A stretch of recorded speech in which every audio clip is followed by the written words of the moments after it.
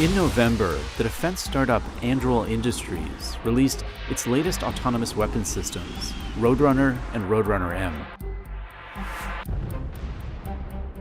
The Roadrunners join Anduril's suite of AI-powered unmanned products that are shaking up the defense industry. Since it was launched in 2017, Anduril has found success as a Defense Department contractor, selling autonomous vehicles and the software that powers them. Today, the startup's technology is being used across multiple branches of the U.S. military and in both the Ukraine-Russia and Israel-Gaza conflicts. The company was recently valued at $8.48 billion. Anduril was created to help build a new type of military to meet the demands of a changing battlefield. We are in a position where, over the last decades, we have built the wrong things. We need a different kind of U.S. military and a different approach to military power. Anduril, I think, is a healthy revolution for the defense industry.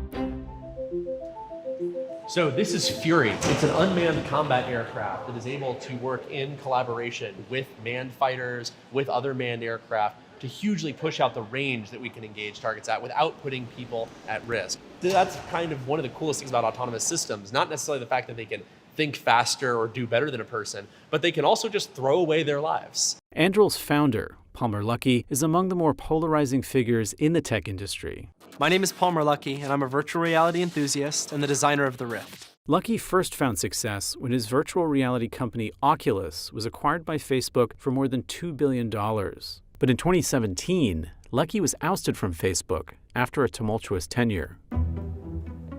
Let me just show you very quickly what our software looks like. This is an example of what we think it's a pretty intuitive interface. The foundation of Anduril is Lattice, a software platform that serves as a command center of sorts, allowing a single human operator to control and coordinate multiple autonomous robots, be they a drone, a sub, or a mobile sentry. What you're going to see at the bottom is essentially all the different assets that are a part of the team. And then you're going to see a graphical display that looks very similar to a lot of the software that we might use in everyday life, where there's a map in the background. You're going to see multiple vehicles on that software, and each of them you kind of know what role they're playing. Engineers are designing our software much like the people who design the kinds of software that goes on our cell phones or on an iPad. It's meant to be very, very user-friendly.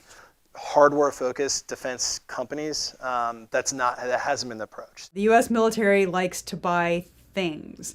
The whole contract mechanism is set up to buy things. And just now, I think, generationally, culturally, they're starting to catch up to the idea that a software package can be just as powerful as the thing that it comes in. But Anduril's tech isn't the only thing that sets it apart. The startup is also pursuing a business model that borrows a lot of inspiration from the tech world. The way that the traditional defense, really large defense companies are set up, when they take risk, the market actually frowns upon that risk being taken. We are designed completely differently as a company. We are designed like a high-tech company. The set of investors that we have, and ultimately, hopefully when we're a public company, it is expected that we take risk on. Anduril says it's taking bigger risks because it's betting that the way we fight wars is changing rapidly. What we're dealing with right now is a disruption created by technology, created by the threats that we're facing. Anduril's chief strategy officer, Christian Brose, likens this alternative to the Moneyball system, described in Michael Lewis's book of the same name. You guys are talking the same old nonsense. We got to think differently.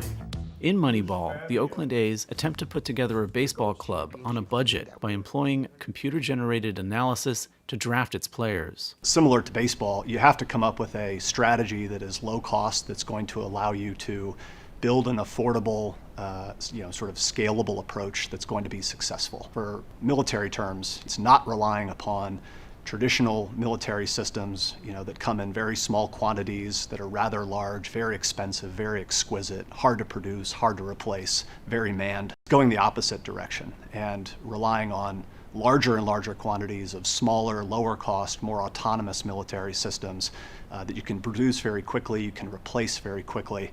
Anduril, I think, recognized that there was a gap in what some of the big primes were doing and sought to fill that gap. Thinking differently about defense is something that's hard to do if you've been very successful working in your particular way of thinking about defense. That's part of why Anduril is so interesting as an alternative mechanism. Since the end of the Cold War, America's defense industry has undergone considerable consolidation. In the 1990s, the U.S. relied on 51 primary contractors. Today, that number is just 5. Lockheed Martin, Boeing, RTX Corporation, Northrop Grumman, and General Dynamics. According to a 2022 DoD report, fewer contractors has stifled innovation and undermined price competition. We live in a world where 80% of weapons procurement goes to just 5 companies. One of the biggest issues is cost-plus contracts. Meaning they're paid for time, materials, workforce, and then a fixed percentage of profit on top. Because that profit is a plus, a lot of vendors are incentivized for the cost portion to be as large as possible as well. They can often make more money when something takes longer than it was supposed to. They can often make more money when they sell a solution that's more expensive rather than a solution that's less expensive. And this wouldn't be a huge problem if there was real competition. Anduril is carving out an alternative pathway to secure DoD contracts by buying up smaller startups and small to medium-sized businesses. So when Anduril looks at buying companies, we typically want to buy companies that are quite far along building something that is differentiated, that is far ahead of what we have, and that would be difficult for us to catch up with. And so what it really comes down to is, do they have something that will become much more valuable when paired with our core product, which is Lattice AI? Can autonomy make this thing that they're making into a much more powerful product? And that's been the basis of all of our acquisitions so far. Today, defense contractors produce small numbers of large, expensive, heavily manned, hard-to-produce weapon systems. The so-called Moneyball military that companies like Anduril are working toward will be made up of large numbers of smaller, lower-cost, autonomous systems. I don't think that Anduril will ever be able to completely replace one of the prime contractors.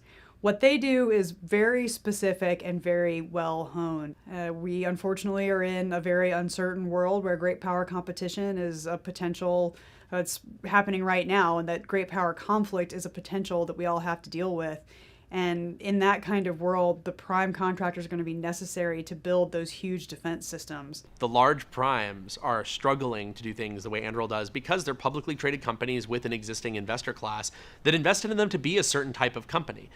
At the same time, I hope they do get there. I think that maybe they're not going to get quite to where Anduril is, but I think that we could get to a future where defense companies are spending more on developing their own products than the government is. I think that's a positive world.